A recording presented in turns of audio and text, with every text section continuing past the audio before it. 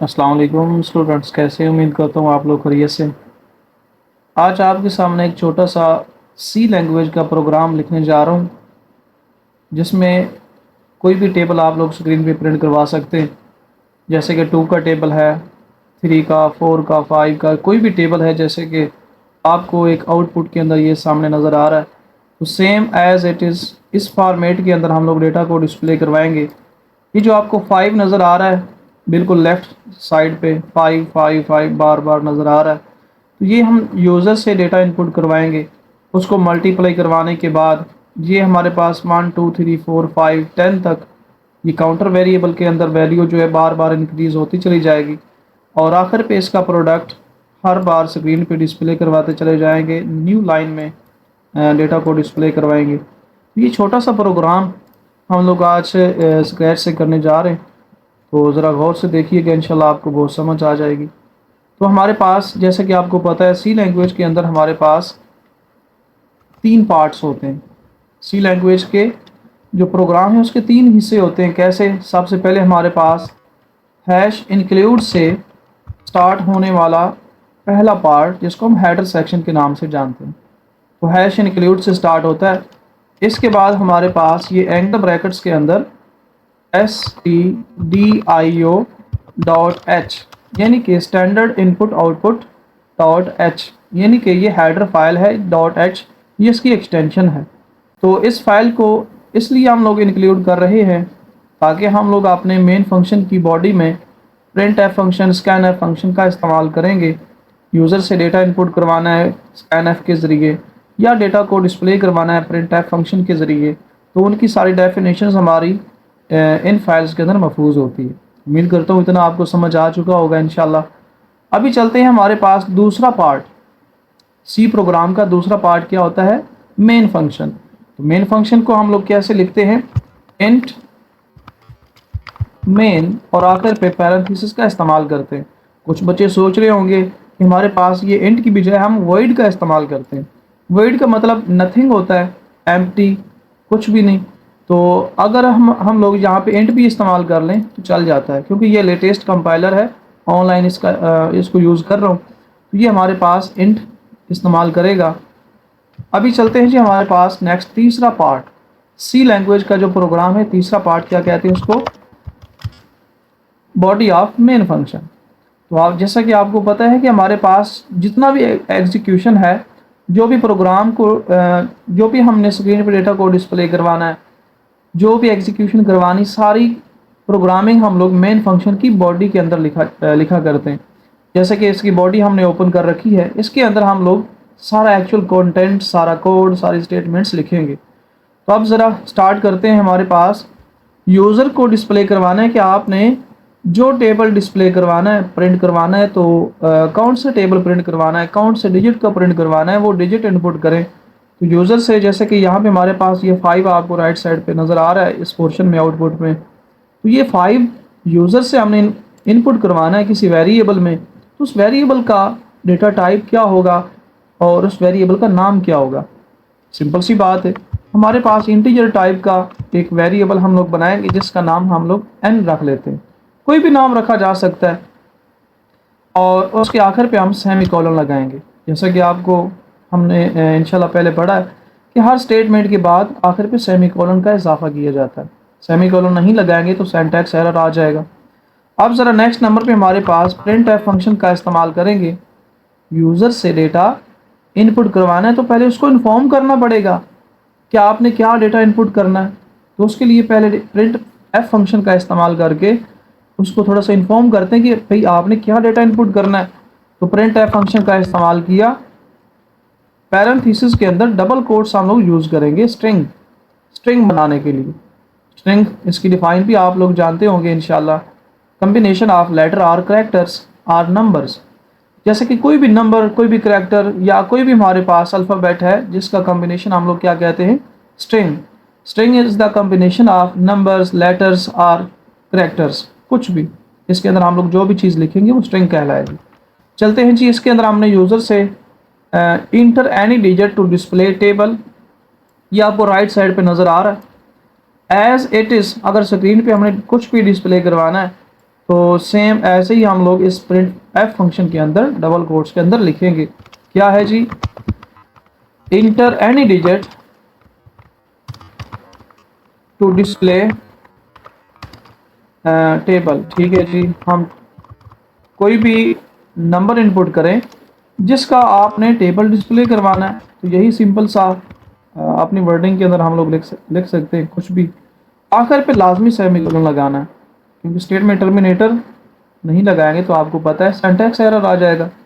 अब हम क्या करते हैं, यूज़र से डेटा इनपुट करवाना है, तो उसके लिए आपको पता होगा, हाँ पढ़ा रखा है मैंने, स्कैनएफ फंक्शन का इस्तेमाल करेंगे। स्कैनएफ फंक्शन के भी दो पार्ट होते हैं जो कि लाजमी होते हैं, क्योंकि आपने यूज़र से जो डेटा इनपुट करवाना है वो किस टाइप का होगा, आपने स्ट्रिंग शामिल करनी है जी। हाँ जी, स्ट्रिंग के अंदर आपको डिफाइन करना पड़ेगा किस टाइप की वैल्यू आपने यूज़र से इनपुट करवानी है और किस वेरिएबल के अंदर आपने करवानी है, उसको हम कॉमा लगाने के बाद आखिर जिक्र करेंगे।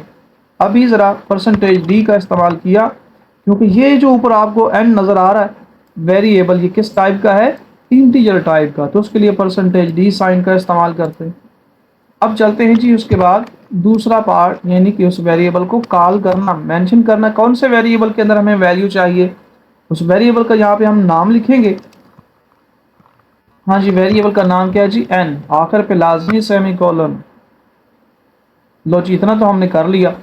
अब हम क्या करेंगे, फॉर लूप का इस्तेमाल करेंगे। हर बार ये जो आपको डेटा नज़र आ रहा है, तो ये लूप्स का कमाल है भाई, तो फॉर लूप का इस्तेमाल करेंगे। फॉर लूप के लिए हम लिखते हैं जी फॉर। अब इसके अंदर हम लोग क्या करेंगे, एक काउंटर वेरिएबल ले लेंगे। हाँ जी, काउंटर वेरिएबल किस टाइप का होगा, वो भी इंटीजर टाइप का। वेरिएबल का नाम कुछ भी हो सकता है, जैसे कि मैंने यहाँ पे i लिख लिया, तो i इज इक्वल टू 1। अब i को हमने एक वैल्यू असाइन कर दी 1। अब ये i क्या है, ये जो आपको 1 नज़र आ रहा है, 2 नज़र आ रहा है, 3, 4, ये आगाज़ कहाँ से करवाया, 1 से। तो ये जो 1 है इसको हमने कहाँ स्टोर करवाया, i नाम के वेरिएबल में, कंटेनर में। तो अब ये कब तक चलेगा, लेस देन इक्वल टू 10। हाँ जी, तो 10 तक ये हमारा लूप चलेगा। क्या करते हैं जी, अब कंडीशन लगाते हैं। पहला पार्ट फॉर लूप के अंदर क्या होता है, वेरिएबल को इनिशियलाइज करना। दूसरा पार्ट हमारा फॉर लूप के अंदर कंडीशन होती है। तो कंडीशन लिखने के लिए इसी i वेरिएबल का इस्तेमाल करेंगे। i less than equal to 10 तब तक चलेगी जब तक हमारे पास i के अंदर जो वैल्यू है तब तक छोटी रहेगी, हमारे पास ये हर बार की बॉडी एग्जीक्यूट होती रहेगी। क्या करते हैं, हर बार हमारे पास i वेरिएबल का इजाफा करेंगे। i वेरिएबल के अंदर शुरू में क्या था, 1, फिर से क्या हुआ 2, 3, 4, हर बार एक डिजिट का इंक्रीमेंट करना है तो i प्लस प्लस का इस्तेमाल करते हैं। i प्लस प्लस का मतलब हर बार एक डिजिट का इजाफा करना होता है, इंक्रीमेंट करना होता है। अब हमने स्क्रीन पे डिस्प्ले क्या करवाना है, यानी कि 5, फिर मल्टीप्लाई, फिर 1, फिर इक्वल, और उसके बाद 5 को डिस्प्ले करवाना है फिर से न्यू लाइन पे। अभी ज़रा यह 5 किस टाइप का है और किस वेरिएबल में स्टोर करवाया है। हाँ जी, फॉर एग्जांपल हमने n नाम के वेरिएबल में स्टोर करवाया, तो n हमारा किस टाइप का है, इंटीजर टाइप का। तो क्या करते हैं, प्रिंट फंक्शन को इस्तेमाल करते हैं। क्यों, क्योंकि हमने डेटा को डिस्प्ले करवाना है। तो प्रिंट एफ फंक्शन को मैंने इस्तेमाल किया, इसके अंदर डबल कोट्स लगाएंगे, स्ट्रिंग। हाँ जी, ये जो 5 नज़र आ रहा है ये किस वेरिएबल में है, n वेरिएबल में। तो वो किस टाइप का है, इंटीजर टाइप का। तो क्या करेंगे, %d साइन यूज करेंगे, %d फॉर्मेट स्पेसिफायर। उसके बाद ये जो आपको स्टार नज़र आ रहा है, यानी कि मल्टीप्लाई साइन।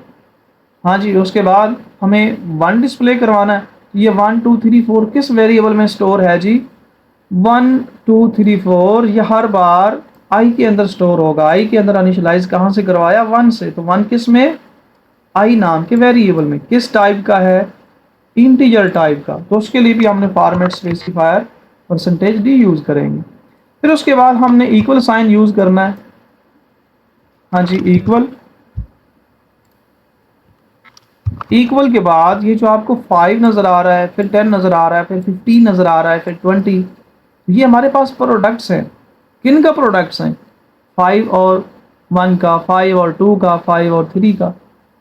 तो ये हमारे पास जो प्रोडक्ट है इसको हमने स्क्रीन पे इक्वल साइन के बाद डिस्प्ले करवाना है। तो बाद में हमारे पास ये जो डिस्प्ले हो रहा है ये भी इंटीजर टाइप का, तो उसके लिए भी परसेंटेज डी का इस्तेमाल करेंगे। अरे इधर कहाँ लिख दिया, चलो कोई बात नहीं, अभी आपको इसकी आउटपुट हम दोबारा दिखाएंगे। तो परसेंटेज डी का इस्तेमाल किया। फिर से हमारे पास यहाँ तक ये स्टेटमेंट कंप्लीट हुई। हम चाहते हैं कि हर बार डेटा जो है हर बार डेटा स्क्रीन पे ये जो डेटा है न्यू लाइन पे डिस्प्ले होता चला जाए। तो उसके लिए क्या करेंगे, बैकस्लैश एन का इस्तेमाल करेंगे। स्कैप करैक्टर्स, हाँ जी स्कैप करैक्टर्स हमने काफ़ी पढ़े। न्यू लाइन के लिए बैकस्लैश एन है, या हमारे पास बैकस्लैश टी, कम अज़ कम 6 स्पेसेस, मेरे ख्याल से 8 स्पेसेस है, हाँ जी 8 स्पेसेस छोड़ने के लिए नेक्स्ट हमने डेटा को डिस्प्ले करवाना है तो वो बैकस्लैश टी का यूज़ करते। और भी काफ़ी सारे। अच्छा जी, उसके बाद हमने डिस्प्ले क्या करवाना है, 5 की ये जो 5 वैल्यू है किस में महफूज है, हाँ जी एन नाम के अंदर थी। उसके बाद 1 2 3 ये हमारे पास आई के अंदर महफूज है। फिर से हमारे पास क्या है जी, इसका प्रोडक्ट डिस्प्ले करवाना है। तो आई को हम लोग मल्टीप्लाई करवा देते हैं, किसके साथ, एन के साथ, या एन को पहले लिखें बाद में लिखें कोई इशू नहीं है, एन मल्टीप्लाई बाय आई, आखिर पे सेमीकोलन लाजमी। हाँ जी, अभी ज़रा इसकी आउटपुट एक दफ़ा देखते हैं। हमने यूज़र से इनपुट लेनी है और उसका टेबल डिस्प्ले करवाना है। अब पहले तो मैंने एग्जांपल के तौर पे ये जो आपको 5 डिस्प्ले करवा रखा है, अब आपकी मर्ज़ी, यूज़र की मर्ज़ी, जो मर्ज़ी इसके अंदर डेटा इनपुट करे उसका टेबल डिस्प्ले होता चला जाएगा। एक दफ़ा रन करके देख लेते हैं। जो ही मैंने रन किया, हाँ जी हमारे प्रोग्राम के अंदर कोई इशू नहीं, अल्हम्दुलिल्लाह, ज़बरदस्त, प्रोग्राम में सिंटैक्स एरर नहीं आया। तो क्या करते हैं, enter any digit to display table. मैंने 5 लिखा था, 5 की एग्जांपल तो मैंने आपको समझा दी। अब कोई और डिजिट लिखते हैं, ऐसा ना हो कि कोई स्टूडेंट समझे कि भाई ये तो 5 लिखा है तो 5 का ही आपने दोबारा टेबल प्रिंट करवा लिया। मैं जी लिखता हूँ 8। हाँ जी, जो ही इंटर किया ये देखिए आपके सामने 8 का टेबल डिस्प्ले हो गया। फिर से दोबारा रन करते हैं। हाँ जी चलो जी, मैंने यहाँ पे 10 लिख डाला, 10 का टेबल डिस्प्ले हो गया। कब तक, 10 तक। कितना इजी प्रोग्रामिंग है, बिल्कुल आसान सी। उम्मीद करता हूँ आप लोगों को समझ आ चुकी होगी इंशाल्लाह। बेस्ट ऑफ लक, अल्लाह हाफिज़।